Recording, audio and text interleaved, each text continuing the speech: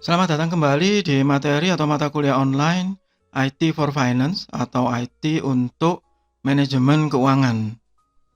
Kita masih ada di bab tentang Accounting Information System bagian kelima. Bagi yang belum melihat atau mengakses video di bagian ke-1 sampai bagian ke-4, silakan dicek di playlist. Di bagian ke-1 saya membahas tentang definisi dari sistem dan bagaimana data itu bisa bertransformasi menjadi sebuah informasi. Di bagian kedua, saya membahas tentang informasi itu sendiri dan apa yang menyebabkan informasi itu bisa bermanfaat. Di bagian ketiga, saya membahas tentang definisi dan kerangka dari sistem informasi, termasuk Accounting Information System atau sistem informasi akuntansi. Di bagian keempat atau sebelumnya, saya membahas tentang peran Accounting Information System di dalam organisasi atau perusahaan.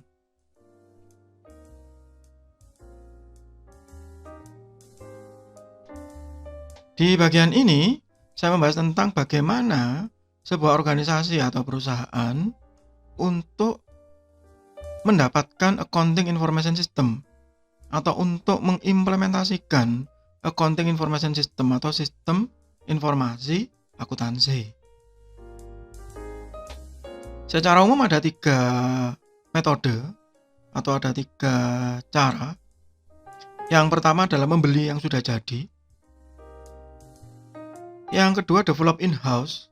Develop in-house ini berarti pihak organisasi atau perusahaan merekrut orang-orang atau membentuk departemen IT sendiri, membuat organisasi di dalam departemen IT tadi, dan membuat dari nol, dari awal.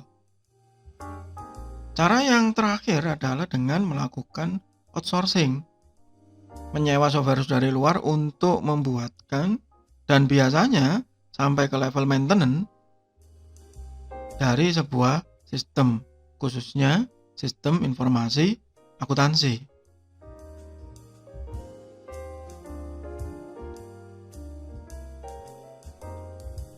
Saya akan jelaskan satu persatu. Dari yang pertama yaitu purchasing. Yang pertama, pada saat kita, misalnya Anda sebagai decision maker atau pimpinan dari sebuah organisasi atau perusahaan dan memutuskan untuk membeli saja, biar cepat Pak gitu. Maka hal-hal yang harus dipertimbangkan pertama adalah pilih vendornya dulu. Bagaimana cara memilih vendor? Bisa dengan mencari referensi dari orang lain, referral, bisa melalui expo, trade show, bisa mulai searching, membandingkan, komparasi, ikut ke seminar. Yang paling gampang sebenarnya RFP.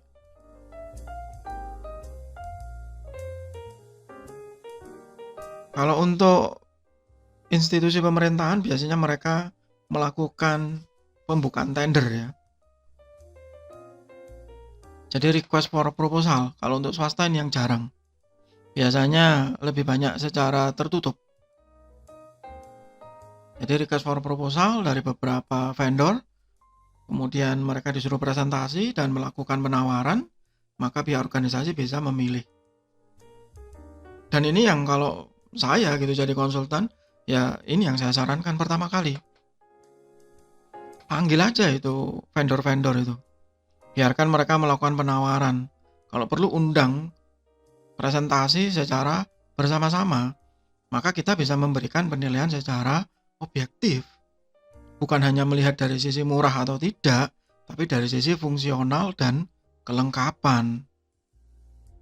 Dan itu bisa dilakukan dengan cepat. Kemudian dievaluasi proposal tadi. Nah, biasanya pihak vendor yang baik itu akan memberikan trial gitu ya, demonstration. Kalau hanya presentasi saja, biasanya kita lupa dan lewat dan apa ya itu tadi begitu. Tapi kalau trial dipakai misalnya, kami beri trial Pak 1 minggu misalnya gitu, atau 30 hari. Nah, kita bisa merasakan ini nyaman nggak ya digunakan. Baru kemudian kita bisa menentukan mana yang dipilih, final selection. Berdasarkan apa ya? Berdasarkan kriteria mana yang menjadi prioritas utama dari organisasi tersebut. Misalnya prioritas utamanya adalah budget atau anggaran. Nah, organisasi atau perusahaan ini kere Pak gitu, pas-pasan. Ya kita pasti milih yang paling murah, yang paling banyak bonusnya, misal. Tapi ada juga perusahaan yang dalam tanda kutip sultan gitu. Dia punya uang banyak. Nah, katanya orang-orang uangnya nggak ada nomor serinya begitu. Mau mahal kayak saya beli, pokoknya ini sesuai dengan apa yang saya butuhkan, misalkan begitu. Itu untuk purchasing. Kemudian untuk develop software in-house atau membentuk atau merekrut orang-orang IT sendiri atau software developer sendiri. Keuntungannya seharusnya ini paling cocok, paling sesuai untuk organisasi tersebut karena dibuat secara spesifik.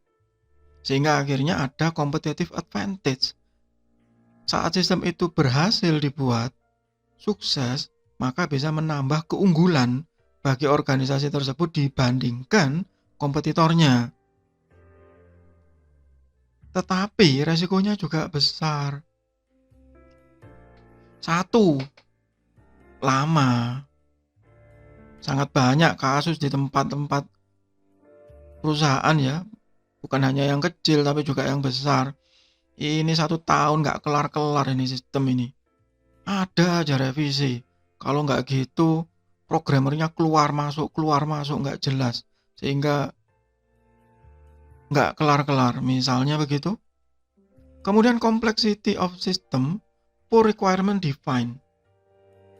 Biasanya kalau software in-house, jadi punya staff sendiri, maka permintaannya itu seperti never ending project.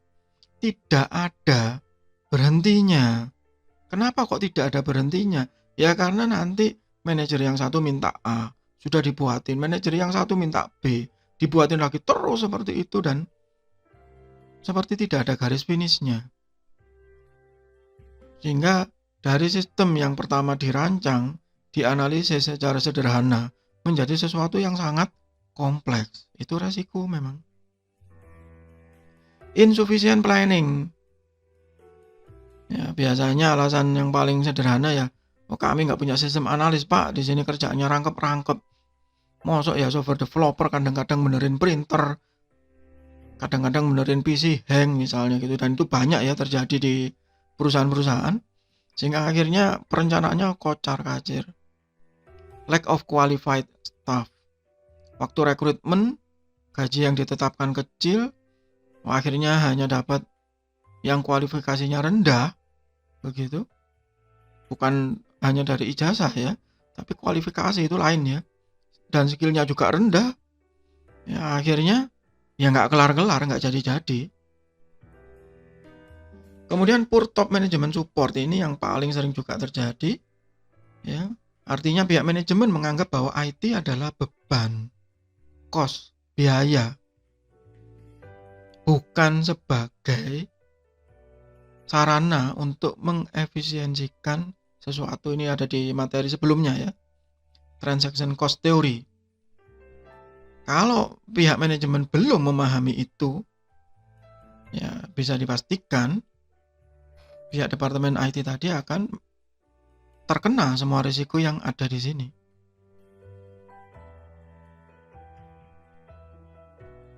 Nah, jalan pintas yang lain adalah melakukan outsourcing.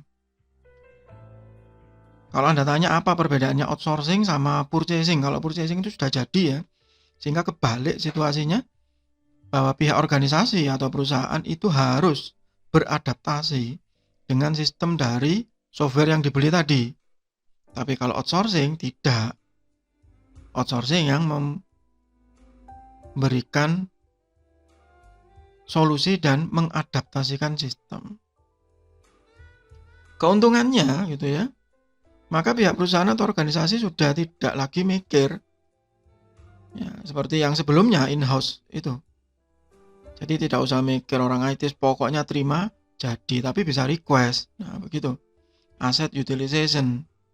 Access to greater expertise and better technology. Kalau outsourcingnya bagus, ya maka kita ya akan punya sistem yang bagus juga. Lower cost. By standardizing user application and splitting development and maintenance cost between project. Sudah banyak yang berhitung bahwa outsourcing ini jauh lebih murah dibandingkan menggaji software in-house tadi. Dan yang pasti biasanya less development time karena ada target yang jelas. Saya kasih contoh. Misalnya satu perusahaan ini bagi Anda besok yang jadi pemegang keputusan ya. Satu perusahaan memutuskan untuk merekrut orang-orang IT. Mulai dari sistem analis, software developer, network admin, dan teknisi. Saya ambil contoh ya, ini hitungan kasar ya. Misalnya sistem analis dikasih 7. Ya, kita bisa hitung 1 tahun. Berapa biaya yang dikeluarkan untuk menggaji sistem analis tadi. Berarti 7 dikali 12. 70 ditambah 14 ya, 84. Tapi ingat kita hidup di Indonesia, ada kewajiban pembayaran THR. Tambah 1 dong, berarti 84 ditambah 7. 93 juta 1 tahun hanya untuk sistem analis. Gimana dengan software developernya? Misalnya merekrut 2 saja. Dengan gaji katakan 5 juta, saya bulatkan supaya gampang perhitungannya ya. 5 kali 2 berarti 10. Sebulan kali 12. 120 ditambah THR 130 juta setahun ditambah sistem analis tadi berarti 130 ditambah 90 berapa tadi 91 ya katakan begitu berarti ya sekitar 200-an ya 200 lebih. Bayangkan itu saya belum menghitung sysadmin atau network admin dan teknisi. 200 juta setahun. Kemudian datang penawaran outsourcing yang menyanggupi pengerjaan dalam waktu 6 bulan dengan biaya 150 juta. Kalau pihak manajemen tadi tidak support dan berpikir beda, maka dia akan menganggap 150 juta mahal sekali, Mas. Tapi kalau kita berpikir dengan jernih, maka itu murah loh ya. 150 juta Pak, ditambah 20 juta untuk maintenance dengan garansi gratis maintenance 6 bulan. Kemudian 6 bulan berikutnya Bapak bisa tetap maintenance, revisi kecil dengan harga 20 juta. Berarti 170 juta dalam waktu 1,5 tahun dan dijamin aplikasi tadi jadi karena ada garansinya dan ada surat kontrak penaltinya di situ. Sekarang bayangkan kalau 1,5 tahun itu kita in-house tadi. Berapa yang dibutuhkan? Wah, berarti rugi dong Pak kalau software in-house tadi. Tidak juga. Jika ruang lingkupnya besar, jika sistemnya sangat kompleks, maka kalau kita pakai outsourcing pun itu juga akan sulit dan berbahaya. Kenapa? Karena nanti banyak rahasia perusahaan yang terungkap di dalamnya. Ya, jadi ada perhitungan untung dan rugi di situ. Ada advantage dan ada disadvantage. Nah, ini tadi yang saya sebut loss of control, tidak ada kendali kita. Poor service tergantung outsource-nya. Banyak masih rekan-rekan outsourcing IT yang memiliki layanan yang jelek. Dikomplain sedikit marah, dikomplain begini, alasannya 1001. Alasan yang umum gitu ya. Mas ini kok nggak jalan ya? Waduh Pak, tempat saya running itu. Nah begitu tuh. Kalau saya di teman-teman SE selalu menekankan jangan sampai menjawab seperti itu. Itu defense yang sangat jelek gitu ya. Resiko yang meningkat, increase risk itu tadi. Bisa jadi nanti ada banyak rahasia perusahaan yang terungkap. Padahal itu nggak boleh dilihat orang lain. Mulai dari harga beli, mulai dari data ini, data itu. Nah, itu kerugiannya memang kalau kita menggunakan outsourcing. Ya, jadi itu tadi bagaimana cara kita mendapatkan accounting information system. Mulai dari purchasing, beli jadi, tapi ini sangat tidak disarankan karena organisasi yang nanti adaptasi, ya, kebalik situasinya, dan itu lebih sulit biasanya. In-house lama, resikonya tinggi, lebih mahal, tapi kalau sukses dan berhasil itu sangat bagus jadinya. Atau instan pakai outsourcing dengan banyak keuntungan, lebih murah perhitungannya, tetapi ya kita tidak punya kendali atas data. Kita bisa kehilangan banyak data. Ya, itu untung ruginya. Jadi kalau Anda ditanya, kalau besok menjadi decision maker, pengambil keputusan di posisi apapun, kalau ditanya kita harus pakai apa, kita lihat dulu apa situasi dan kondisi perusahaan ini atau organisasi ini, baru kita bisa memutuskan. Kalau memang Anda harus memutuskan purchasing atau outsourcing, lakukan seperti yang di awal tadi, request for proposal atau tender. Entah itu tertutup, hanya berdasarkan mulut ke mulut, atau terbuka, diumumkan ke media.